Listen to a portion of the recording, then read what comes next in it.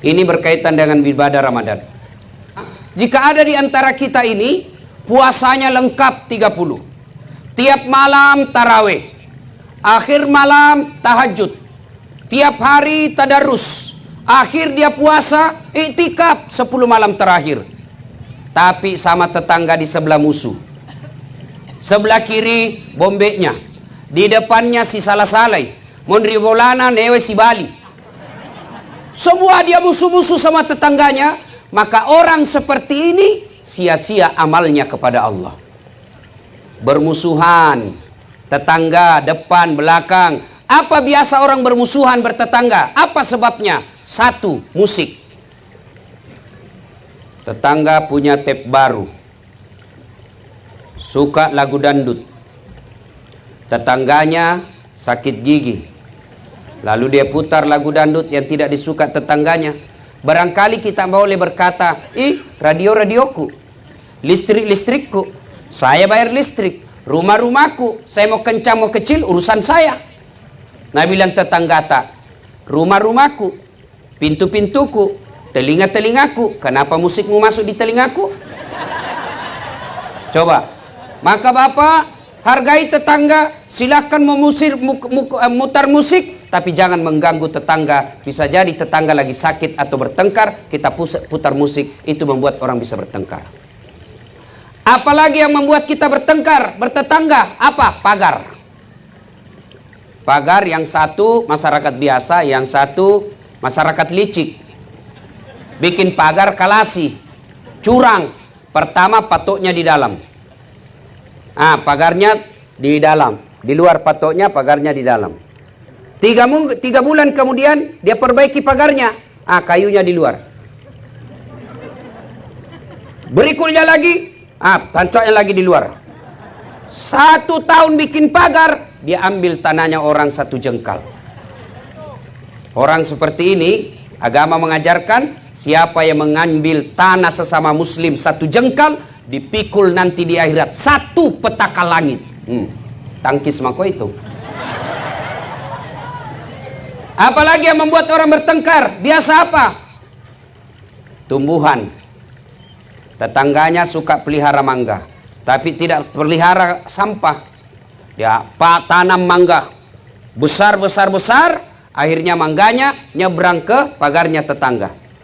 Akhirnya apa? Daun dan sampahnya yang nyebrang, tetangganya yang bersihkan. Menurut fikih hukum Islam, daun yang nyebrang ke sebelah, pohon yang ranting menyeberang ke sebelah, maka itu halal buat tetangga. Kenapa? Karena tetangga yang kasih bersih itu daun-daun sampahnya kita punya mangga. Tuh kalau sampah menyeberang. Nah, bila mahasiswaku, kalau istrinya tetangga Ustaz, Riana halal juga sebenarnya. Lain itu cilaka. Beda. Bapak saudara-saudara sekalian, apalagi yang membuat kita bertengkar tetangga? Apa? Tumbuhan, ternak. Tetangga pecinta bunga. Wah banyak. Apa yang mahal-mahal itu? Kembang cinta dan lain sebagainya. Nah, tetangganya hobi tanaman. Dia bagusinlah tanamannya. Tetangganya pelihara kambing, tidak diikat. Tetangga pelihara bunga, datanglah kambing, dia makan semua bunga kita. Bertengkarlah kita. Maka silakan pelihara burung, pelihara peternakan, tapi jangan sampai lalai akhirnya menyerobot tanaman tetangga. Apalagi yang kadang-kala membuat kita bermusuhan dan tetangga, apa? Anak. Anak kita nakal, anak sebelah sabar. Bertengkar, orang tua ikut campur. Maka ibu bapak saudara-saudara sekalian, dengar baik-baik pesan Nabi. Dengar baik-baik. Atadruna manil muflis? Saudara-saudara sekalian, kau tahu siapa yang bangkrut di akhirat kelak? Tahu tidak siapa yang pailit di akhirat kelak? Bangkero imato ku akhirat. Semoga kau tahu. Macam-macam jawaban sahabat. Yang tidak sholat ya Rasul. Wah dia sholat, bagus sholatnya, rawatibnya juga cocok. Yang tidak puasa Ramadan ya Rasul, dia puasa Senin Kamis lancar. Yang tidak bayar zakat ya Rasul, lengkap zakat hartanya, zakat fitrahnya. Yang tidak haji padahal mampu, dia sudah haji, tiap tahun dia pergi umroh. Kalau begitu, siapa yang bangkrut ya Rasul? Nabi menjelaskan, jarusu wa khati'ur rahim, tetangga yang sahat sama tetangganya dan yang memutuskan persaudaraan. Coba. Heran sahabat. Kenapa bisa bangkrut? Dia bagus sholatnya, bagus puasanya, bagus hajinya, bagus zakatnya. Kok bisa bangkrut? Nabi menjelaskan, betul. Hubungannya kepada Allah baik, tapi hubungannya kepada manusia hancur, maka amalnya kepada Allah habis hanya untuk bayar dosa-dosanya kepada manusia. Maksudnya apa ya Rasul? Dia setorlah pahalanya. Ya Allah, ini sholatku. Datang tetangganya, tunggu dulu. Saya pernah bertetangga di kampung apa namanya? Nah yaitu. Saya bertetangga, mantan-mantan dia tentara, ada tembaknya, dia serobot saya punya tanah. Gara-gara tanahku diambil 1 meter, saya tidak punya got. Setiap hujan, banjir rumahku. 4 tahun saya selalu kebanjiran. Saya minta keadilan ya Allah. Saya mau lawan waktu itu, begitu saya mau maju, dilihat pakai loreng, ada tembak, nah mundur lagi. Akhirnya Allah berfirman, hari ini hari seadil-adilnya pembalasan. Silakan kau ambil salatnya orang yang pernah ambil tanahmu. Sudah, habis sholatnya. Setor lagi puasanya. Ya Allah, ini puasaku.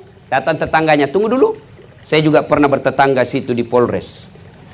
Kenapa? Dia fitnah saya. Katanya anakku ya lurus rambutnya. Bukan anaknya suamiku, karena suamiku keritin rambutnya. Dia tidak tahu anaknya lurus rambutnya karena sudah direbonding. Gara-gara fitnahnya satu komplek memusuhi saya. Hilang saya punya martabat. Saya minta keadilan. Allah berfirman, hari ini memang hari seadil-adilnya. Ya sudah, ambil dia punya puasa. Sudah habis salat, habis juga puasa.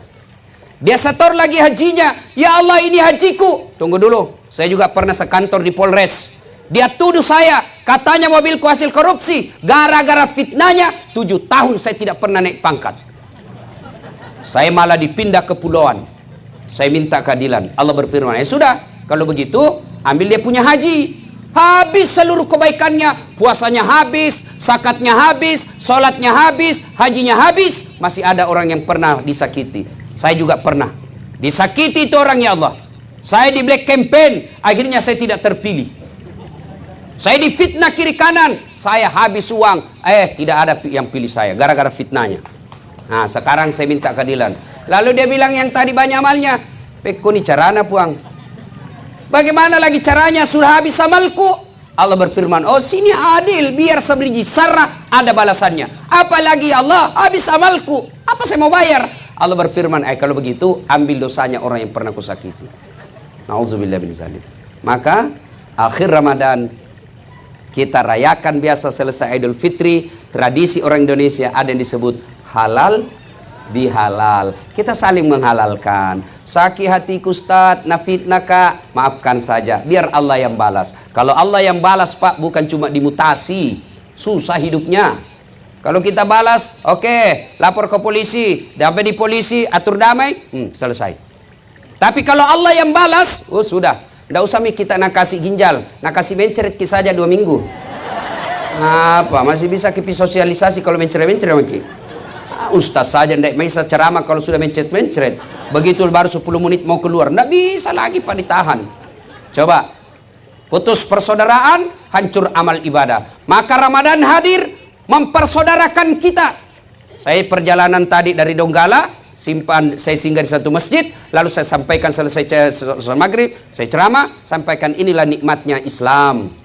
Kita di mana saja sampai masjid, tidak pilih kamu orang apa, kamu suku apa, kamu partai apa, kamu siapa kau pilih. Begitu kita masuk masjid, kita bersaudara.